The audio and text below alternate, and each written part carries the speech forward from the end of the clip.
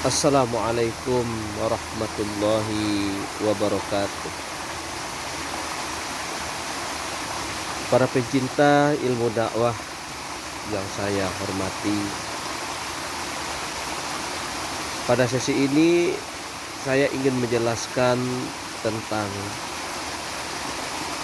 komposisi dan posisi dakwah. Mana yang didahulukan dan mana yang dikemudiankan. Para pemirsa, salah satu ayat dakwah yang populer adalah surah Ali Imran ayat 104. A'udzu billahi minasyaitonir rajim. Bismillahirrahmanirrahim. Wal takum minkum ummatun yad'una ilal khair wa ya'muruna bil ma'ruf wa yanhauna 'anil munkar wa ulaika humul muflihun. Pemirsa, dalam ayat ini Allah Subhanahu wa taala mengingatkan bahwa dan hendaklah ada di antara umat, di antara kamu itu sekelompok umat yang mengajak kepada kebaikan, mencegah kepada kemungkaran. Dan mereka itulah orang-orang yang menang. Para pemirsa, ketika kita coba mentelaah ayat ini dari segi struktur, maka Allah memulai dengan kata-kata yad'una ilal khair.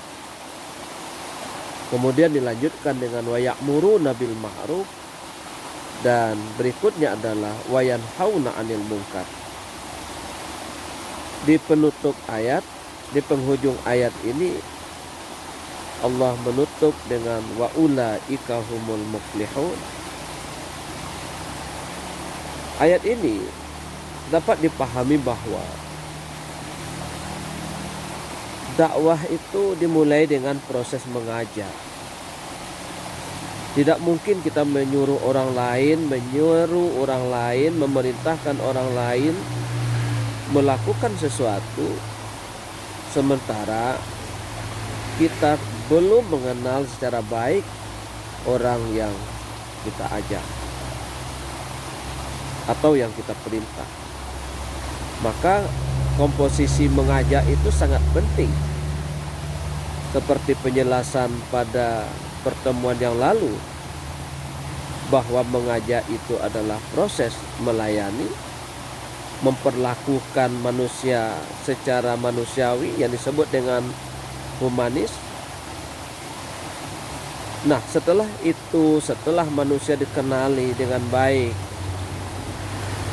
sudah diajak dia kepada kebaikan, sudah paham dia arti kebaikan, maka baru dia diperintah wa ya'muruna bil ma'ruf. Nah, apabila mereka sudah diperintah, sudah dianjurkan untuk melakukan yang baik, maka berikutnya adalah wa yanhauna 'anil munkar, mencegah dari perbuatan mungkar. Para pemirsa, agaknya perlu kita coba lakukan riset terhadap kondisi dakwah kita hari ini. Dengan tidak bermaksud menyalahkan, menafikan eksistensi masing-masing kita, tetapi sekedar untuk mengevaluasi dan memperkokoh bangunan dakwah. Bagaimana cara kita berdakwah? Manakah yang lebih efektif ketika dikomparatifkan? Amar ma'ruf nahi mungkar itu beranjak dari mencegah kemungkaran, sementara yang dilarang itu adalah orang-orang yang belum kita kenal, dibandingkan dengan orang-orang yang sudah kita ajak, lalu kita bimbing dan kita bina, kita larang dia dari perbuatan yang mungkar, mana yang lebih efektif? Mudah-mudahan dengan cara kita mengevaluasi cara kita berdakwah dan memposisikan kembali tahapan-tahapan dakwah seperti yang dimuat di dalam Al-Quran, maka sangat logis dan manusiawi ketika dakwah itu kita mulai dari proses mengajak, menyeru, memanggil, melayani manusia sebaik-baik mungkin. Setelah itu baru kita berikan instruksi dengan petunjuk agar mereka melakukan yang baik. Kemudian kita buatkan semacam hal-hal yang akan menjauhkan mereka dari kemungkaran, yang dapat memelihara diri mereka dari berbuat mungkar.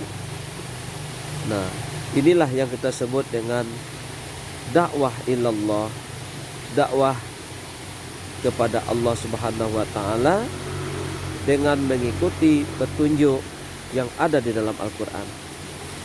Petunjuk dalam Al-Qur'an pertama mengajak, kemudian memerintah, kemudian terakhir baru melarang. Jika kita balik, kita mulai dari melarang, memerintah, baru diajak, maka perlu kita lakukan riset kembali, manakah yang lebih efektif mengikuti tuntunan Allah dan Rasulnya dibanding dengan temuan-temuan kita di lapangan. Mudah-mudahan dengan kita mengevaluasi cara dakwah kita, maka kita dapat mereposisi kembali posisi dan komposisi dakwah kita. Diperbanyak maaf. Assalamualaikum warahmatullahi wabarakatuh.